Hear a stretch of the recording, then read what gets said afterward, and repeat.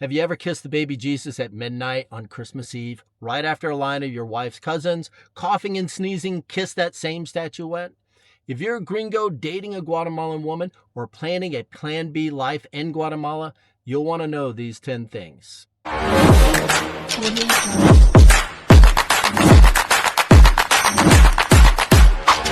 After 30 years with a Guatemalan woman, in which the last 15 we've been married, I've learned a great deal about Guatemalan family life and traditions. To make this easier, I've broken these 10 things into 3 categories: holidays and traditions, everyday life, and family dynamics.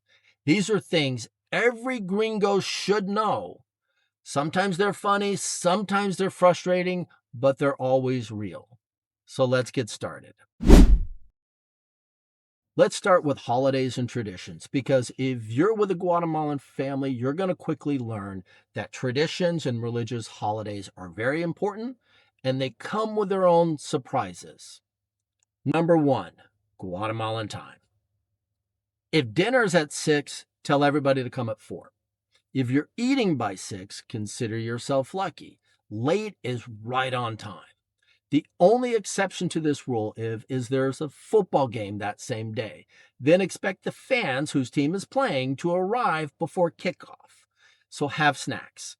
And if you think that's confusing, wait until midnight rolls around. Number 2, the baby Jesus kiss. It's a midnight tradition at Christmas, right? Right after they do the prayers and the stroke of midnight, everyone stands around and kisses a statuette of the baby Jesus. Even all the sick cousins and aunts who've been sneezing all night long, they've been kissing it. You're going to be praying that Fabulosa is considered holy water, right? Now, right after that, things get even a little bit more interesting. Number 3, the midnight gift exchange. Adults, and I'm not talking about the white elephant, adults will exchange one gift, usually from their significant other. The kids, they open up the family gifts right after midnight because they're going to open up their Santa gifts back home, right? So yes, the kids get it twice.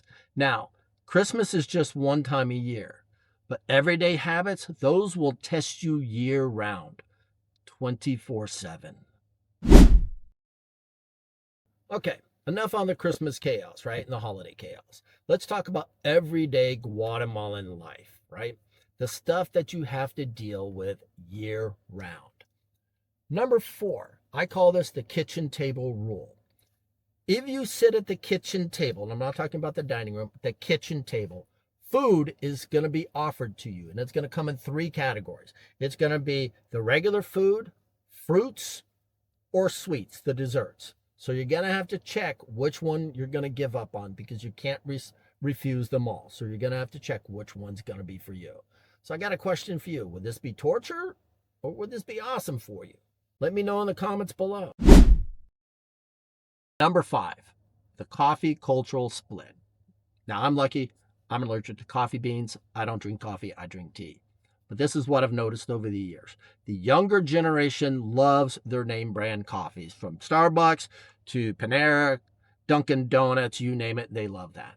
The older generation, especially those living in the United States, they're okay with instant coffee. Yes, instant coffee. They grew up with a land of Guatemalan freshly roasted coffee, but they're like instant. So don't be surprised if you get offered Nescafe, and they're going to be smiling about it. It's a cultural thing, so it's not a crime. Don't worry about it. You'll live. Now, coffee isn't the only place where gringos get surprised.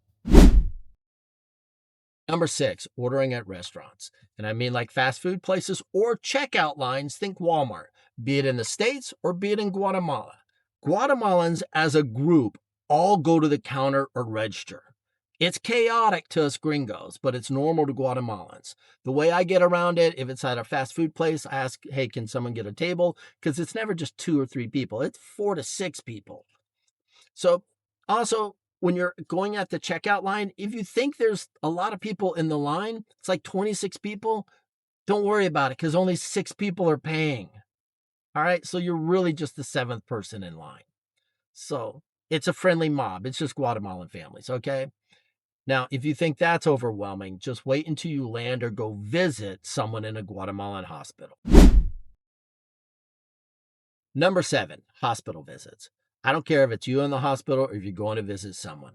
During visiting hours, Guatemalans try to see how many people they can pack into a hospital room.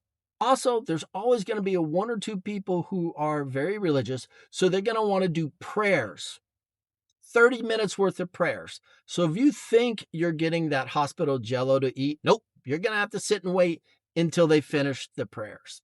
If you wanted a quiet recovery, you picked the wrong culture, okay? Because they're all going to be in there.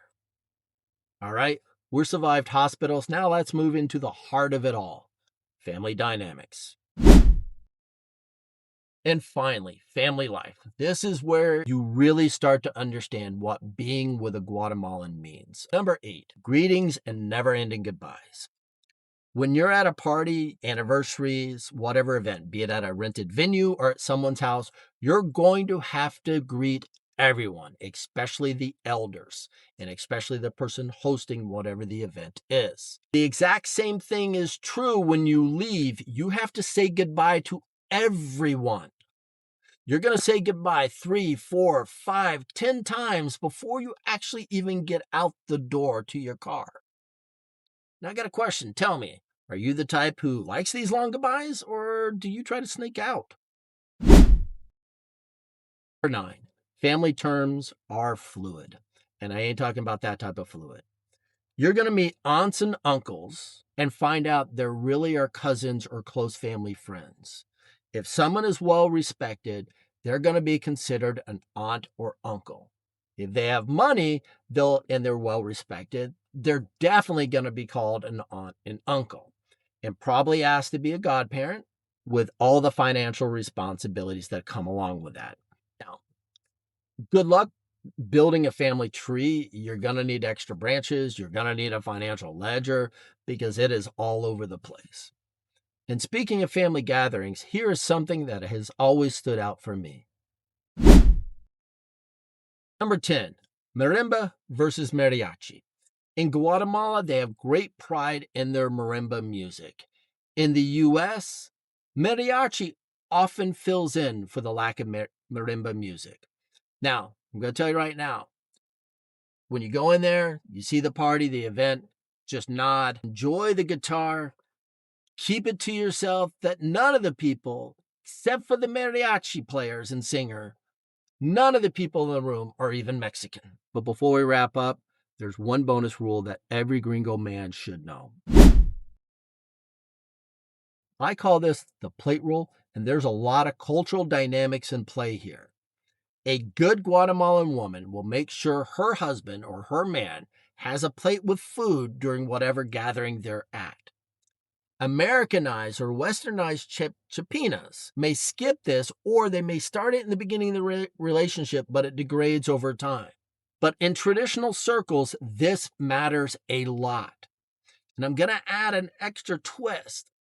If you're hunting for food, if you're the Gringo guy and you're looking for food, people will notice this. And when I say people, I'm really talking about the older Guatemalans in the room that are watching this go on. They notice these things. And while they may be quiet about it while it's occurring, on the car ride back home, they're going to talk about it. When they're on the phone, they're going to talk about it. Because gossiping for Guatemalans is a sport.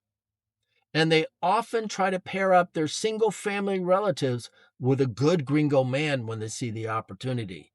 And you may be that good Gringo man. These 10 things, plus the bonus rule, kind of sum up what life is like with a Guatemalan woman and with her Guatemalan family. What it's really like for us Gringos. Between the holidays and traditions, the day-to-day stuff, and all the family dynamics.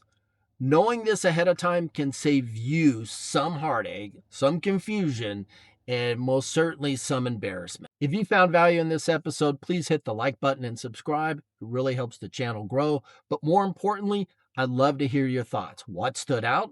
Did I miss anything? Have you had any similar experiences? Drop a comment below. I read every one. As always, I'm Doug. This is Dying to Retire, and I'll see you guys in the next episode.